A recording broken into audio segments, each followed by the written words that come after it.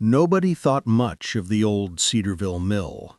It sat there, decaying, silent.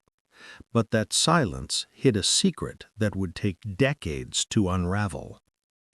On a rainy October morning in 1987, a faint sound echoed through the empty hallways, one that would set Detective Jonathan Pierce on a path into the darkest corners of a small American town, where everyone had something to hide. October 3rd, 1987. Cedarville was the kind of town where people knew everyone's business, or at least they believed they did. The streets were lined with brick buildings, a diner at every corner, and a single police station where Officer Tom Whitaker had worked his entire life. The rain was steady, soaking through the town in a gray drizzle, turning leaves into slick mirrors reflecting the faint glow of neon signs. Detective Jonathan Pierce arrived in town that morning, a man whose reputation preceded him. Mid-40s, trench coat, the kind of presence that made people instinctively tell the truth, or at least try to. He had been called to investigate a tip, an abandoned mill at the edge of town where someone had claimed to have found evidence of a decades-old disappearance. Pierce walked up the cracked wooden stairs to the mill's main entrance. His flashlight pierced the darkness, revealing peeling paint and rusted machinery. There was a faint smell of mildew and decay, the kind that clung to your clothes and hair. He moved slowly, taking in every sound, the drip of water, the whisper of wind through broken windows, the faint creak of floorboards beneath his feet. Near the back of the building, behind a stack of old crates, he noticed something strange. A small, dust-covered box. Curious, he lifted it. Inside were photographs, black and white, slightly curled at the edges, of people he didn't recognize. Faces staring into the camera, with expressions frozen in time. Some were smiling, some frowning, some looking terrified. Pierce carefully pulled them out, laying them on the floor to examine. As he did, his flashlight caught something shiny underneath the last photo. A key. Rusted, old, but undeniably functional. He pocketed it, feeling the weight of history in his hand. Outside, the wind picked up, rattling the broken windows. He heard a faint sound, footsteps perhaps, or the echo of something shifting in the darkness. He froze, listening. The sound stopped, but the tension lingered. Someone, or something, was aware of his presence. Back in town, Pierce returned to the small Cedarville police station. Officer Whitaker was waiting, eyes narrowed with curiosity. "You found something?" he asked. Pierce placed the photographs and the key on the desk. Whitaker leaned over, fingers brushing against the images. "Where'd you find these?" "The mill. Old. Abandoned. No one's been in there for years." Pierce's voice was steady, but a shadow of unease colored his tone. Whitaker glanced at the photos again. These people, some of them went missing in the early 70s, didn't they?" Pierce nodded. He felt a chill creep up his spine. "Yes. Exactly.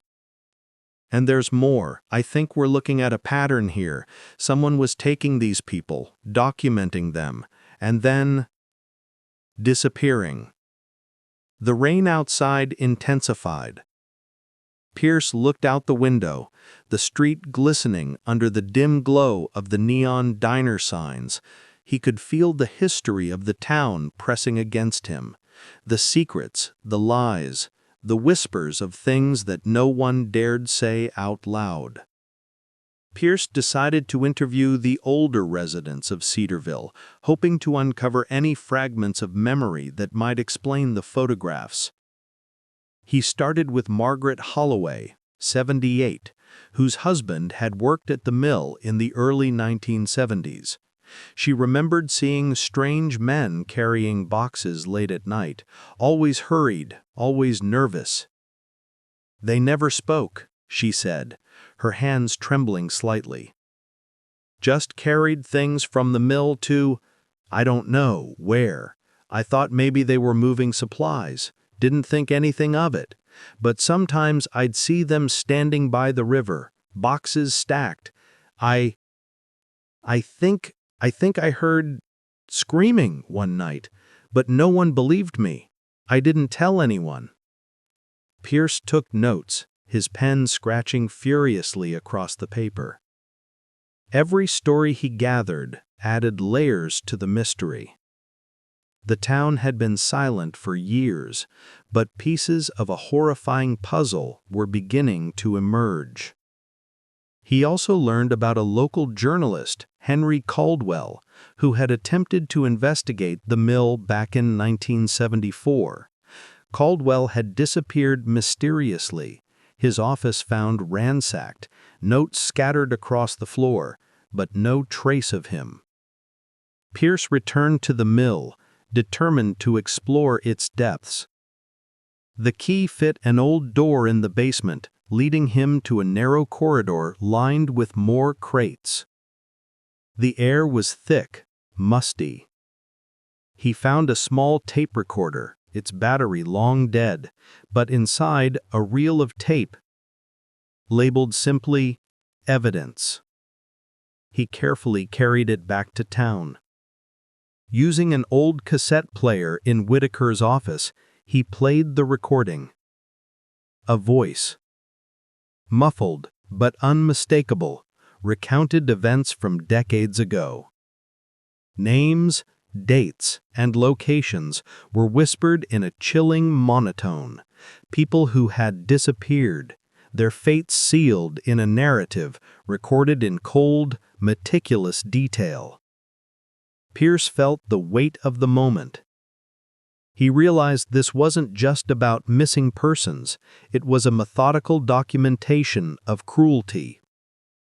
Someone had been meticulous, cruel, patient, and the tapes might hold the key to discovering who.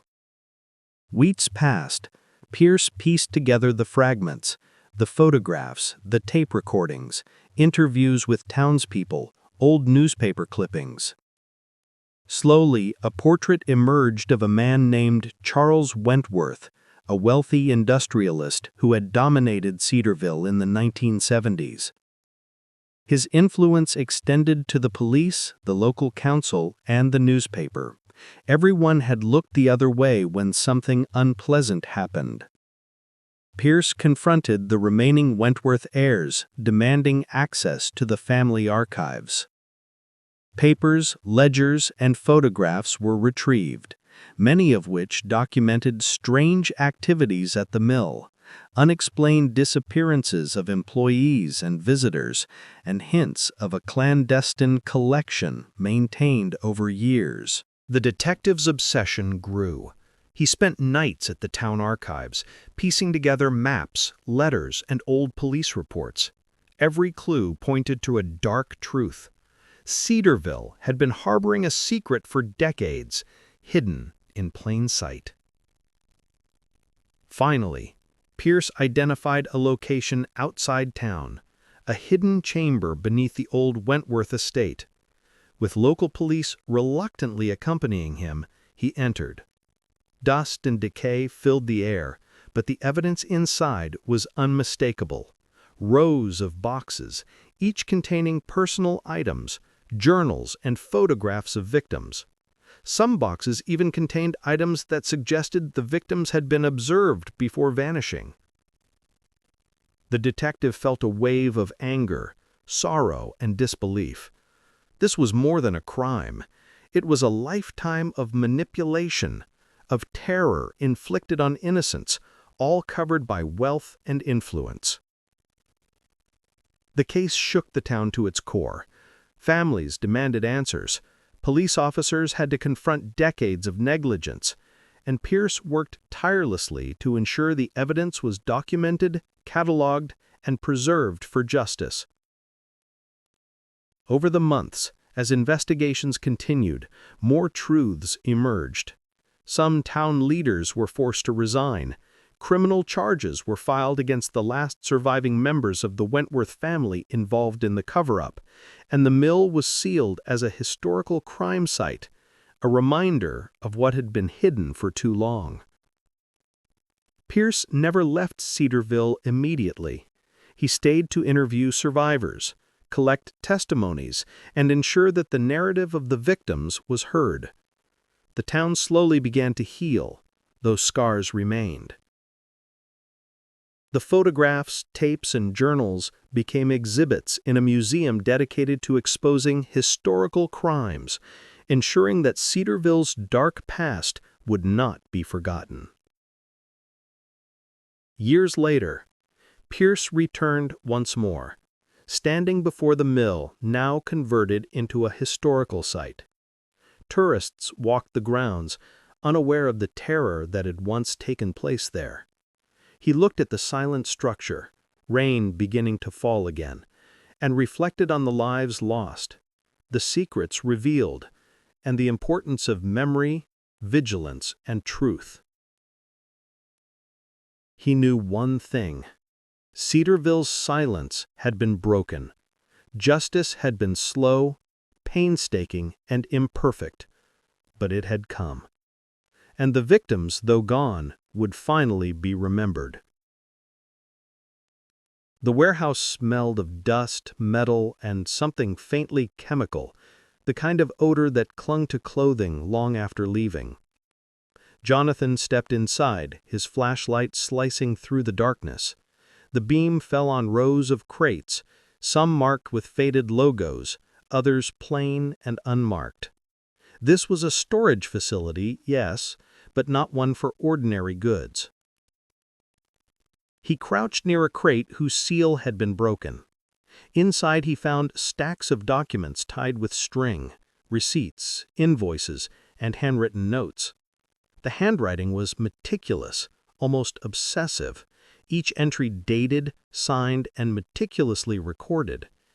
Yet something about them screamed falsification. He traced the numbers with his fingers, noticing patterns only someone intimately familiar with accounting and deceit could craft. Suddenly, a faint sound echoed through the cavernous space. Footsteps? He froze, listening. Another step. Someone was there. Jonathan ducked behind a crate, holding his breath. The shadow of a man passed, tall, wearing a suit that didn't quite fit, a man who moved with deliberate purpose. He carried a briefcase, opened it, and added a few documents to the stack. Jonathan scribbled notes in his notebook as silently as possible, capturing details, the way the man lingered over certain sheets, the pen he used, the quiet authority in his movement. Whoever this was, they weren't just an employee, they were orchestrating the operation. By the time the figure left, Jonathan had memorized every detail he could. He knew he had to get out before he was discovered, but he also knew this encounter had provided the single most important lead he had yet uncovered.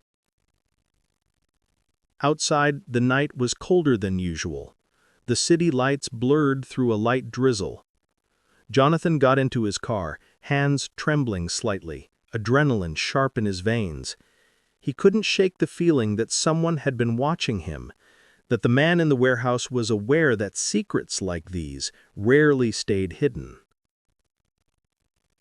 Back at his apartment, Jonathan spread the documents across his dining table. His mind raced, connecting dots, the warehouse records, the suspicious financial transfers, the sudden resignations within Wentworth Industries. He realized the depth of what he was up against, a network of power, money, and influence that protected its own, willing to eliminate anyone who threatened exposure. Margaret's words echoed in his mind. This isn't just about money, it's about control. He opened his laptop, beginning to map connections between names, dates, and transactions. Every revelation painted a darker picture. Executives using shell companies, anonymous accounts funneling funds offshore, threats disguised as HR memos. Each discovery increased both his fear and his determination. The clock ticked past midnight, and Jonathan realized he hadn't eaten or slept. The investigation was no longer a choice, it had become a necessity. He was diving deeper into a world where ethics were optional, and survival depended on knowing when to act and when to wait. The following morning, the city felt different to Jonathan, almost as if the air itself was charged with the weight of hidden deals. He parked his car a block from Wentworth Industries, careful to avoid cameras he hadn't yet accounted for. From this distance, the building appeared pristine, corporate efficiency personified. Gleaming windows, security guards at every entrance, receptionists who smiled politely but never too warmly. Jonathan slipped inside through a side entrance, wearing his visitor badge from a previous meeting. He moved cautiously, noting the security cameras and the strategic positioning of employees mere elevators. He wasn't here for a social call. He was here to observe, to confirm the suspicions the documents had revealed. In a quiet corner near the accounting department, he spotted a familiar figure, the CFO, a man named Whitaker. Tall, impeccably dressed, and precise in his movements. He watched as Whitaker guided a subordinate toward a locked cabinet, pulled out a ledger, and began copying entries into a laptop. The precision was staggering. The same obsessive attention to detail he had seen in the warehouse. Jonathan ducked into a nearby office to jot notes.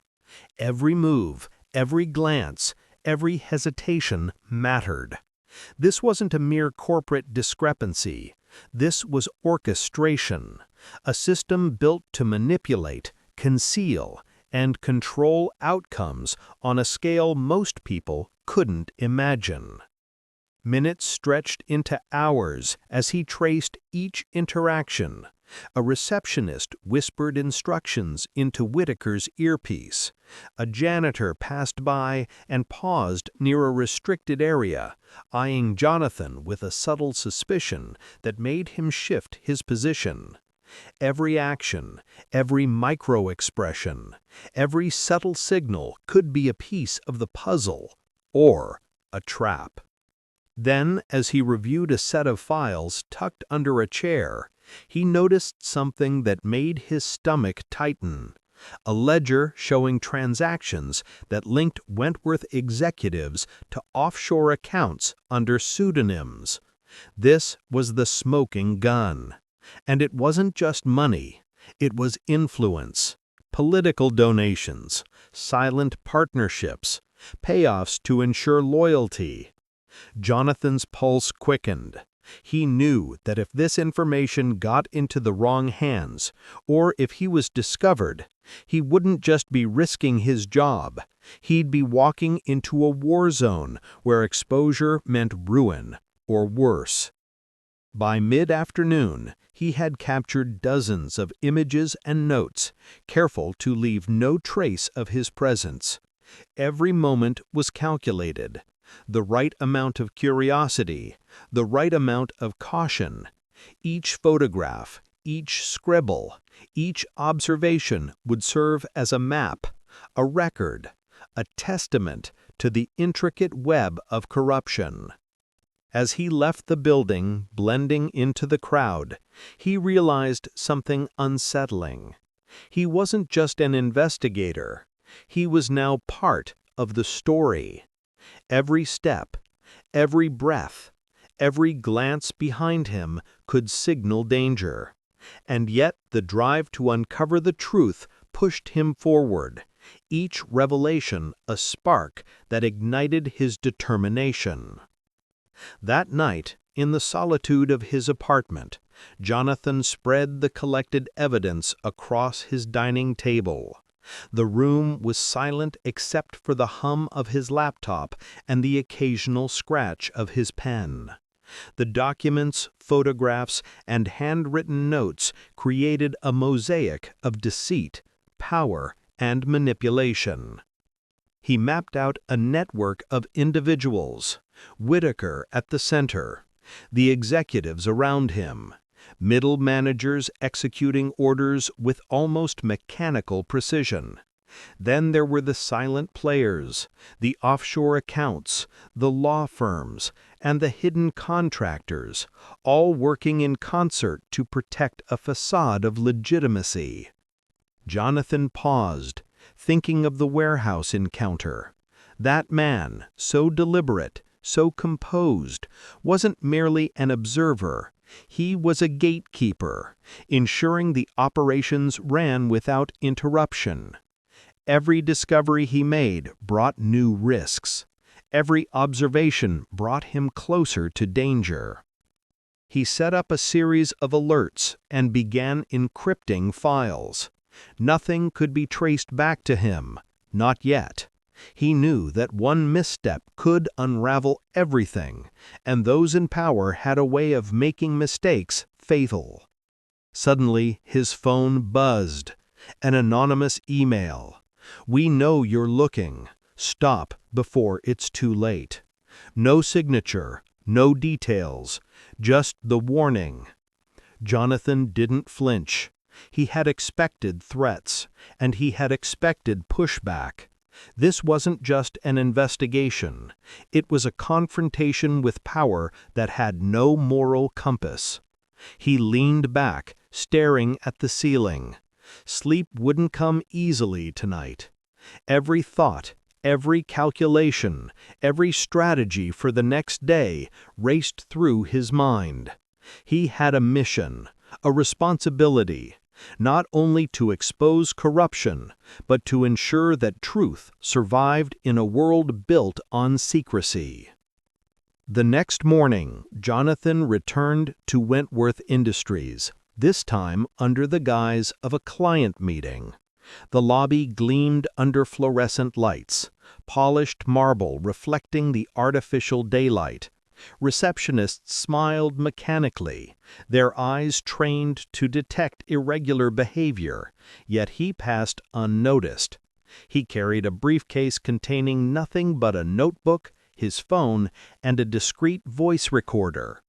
Every item was positioned for efficiency, every action rehearsed. He slipped into the elevator, pressing the button for the 5th floor, the accounting and executive hub. As the doors slid shut, he scanned the reflection in the polished steel for signs of being followed. The building moved with a rhythm all its own, employees marching to scheduled meetings, phones buzzing, coffee machines steaming. But beneath the polished surface, he sensed an undercurrent of something sinister, a silent vigilance that made his hairs rise on the back of his neck. At his designated office vantage point, Jonathan observed Whitaker. The CFO was now deep in discussion with a middle manager over a ledger, pointing at numbers and whispering instructions. Every interaction was deliberate, calculated. Jonathan's recorder captured snippets. Ensure the offshore account remains undetected.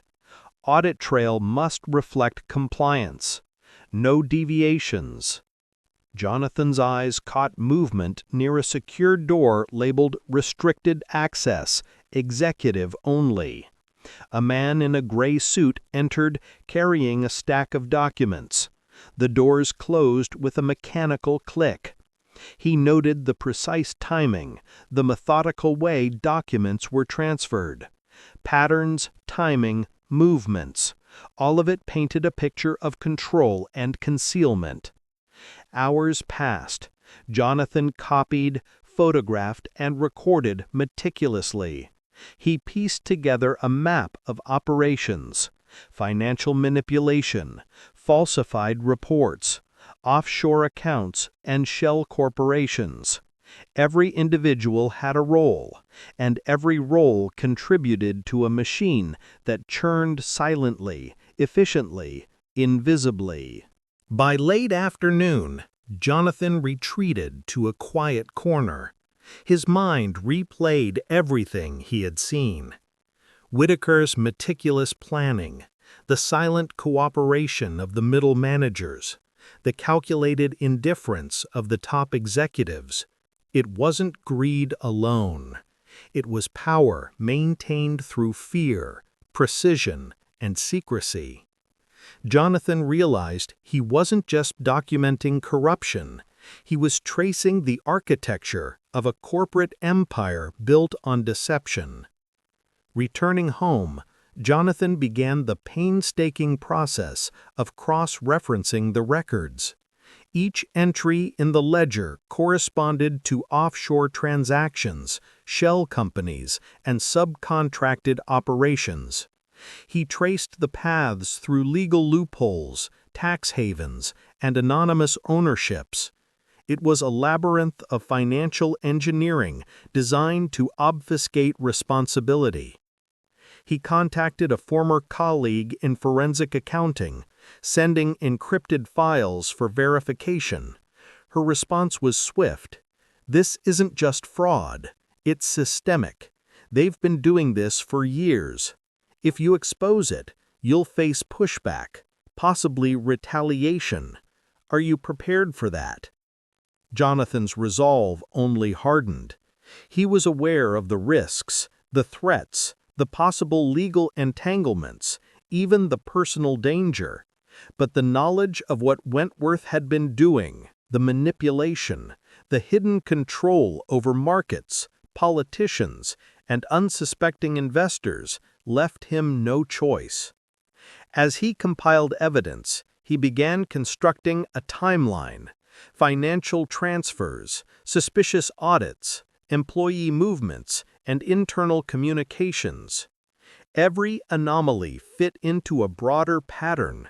The company's outward appearance of legitimacy masked a web of deceit so intricate it was nearly impossible for the casual observer to detect.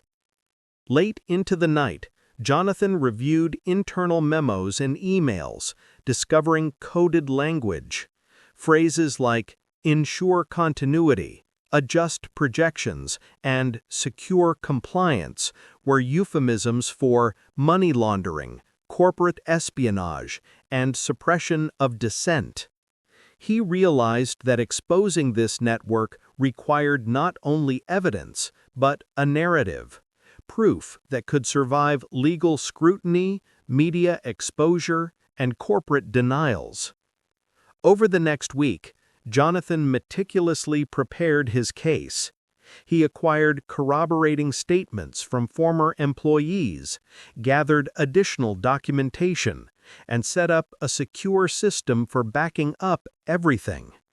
Each night, he reviewed the security cameras he had surreptitiously accessed, mapping the movements of key personnel, the timing of restricted area access, and the synchronization of internal communications.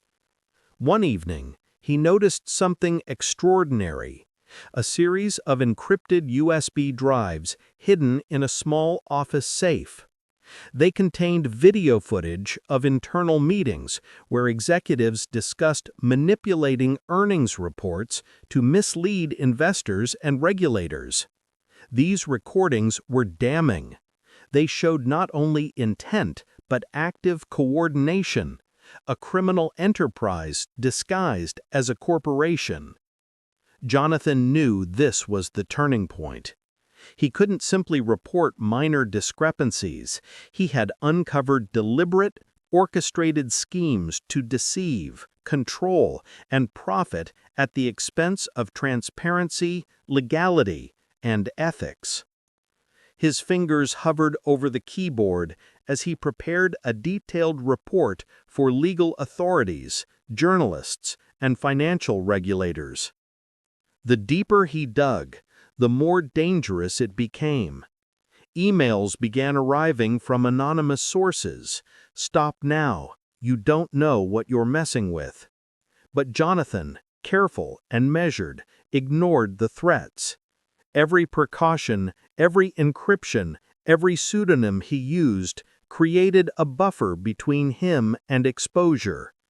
He understood the stakes. This wasn't just corporate malfeasance, it was a structured, dangerous network willing to protect itself at all costs. When the first article appeared online, Jonathan remained anonymous. Headlines screamed, "Corporate giant accused of massive financial deception," and "Executives exploit loopholes to defraud investors." Public outrage was immediate. Regulators launched formal investigations, and whistleblower protection was central focus of media coverage. Inside Wentworth Industries, panic rippled through the executive ranks. Whitaker and other top executives were summoned, questioned, and placed under scrutiny. Meetings that once operated under secrecy were now exposed, forcing hasty explanations and internal damage control. Jonathan observed from a distance, his presence unknown, as the empire of deception began to unravel. Each leaked document, each verified statement, each corroborating witness added pressure. The company's pristine public image fractured under the weight of undeniable evidence. The thrill of discovery was accompanied by a stark reality. Justice was not instantaneous. Legal proceedings, media cycles, and corporate tactics moved slowly, but the tide had turned. The very system that had allowed secrecy and control now demanded transparency. Months passed. Courtrooms became stages where Wentworth executives faced scrutiny and ultimately accountability. Jonathan continued documenting every development, every revelation. He tracked settlements, resignations, and firings. The intricate web of control had been exposed, piece by piece. The corporate world watched nervously. Whistleblowers across industries saw the power of documentation, courage, and meticulous investigation. Jonathan's actions inspired new protocols, corporate audits, and regulatory oversight. He realized that exposing one network could influence entire sectors, changing how companies operated, how employees felt safe to speak, and how the public perceived corporate responsibility. In the end, Jonathan reflected on the journey. He hadn't sought fame or recognition. His goal was clarity, truth, and accountability. Wentworth Industries' empire of deception had been dismantled, not by brute force, but by precision, patience, and observation. He filed his final report, encrypted and stored securely, a record of every step, every document, every risk. The story would remain a reference, a testament to the power of thorough investigation and the importance of vigilance in a world where appearances can be deceiving. The corporate giant had fallen, not with a bang, but under the careful scrutiny of one determined investigator who refused to ignore the subtle signs, the hidden truths, and the pervasive shadows that lurked behind polished facades.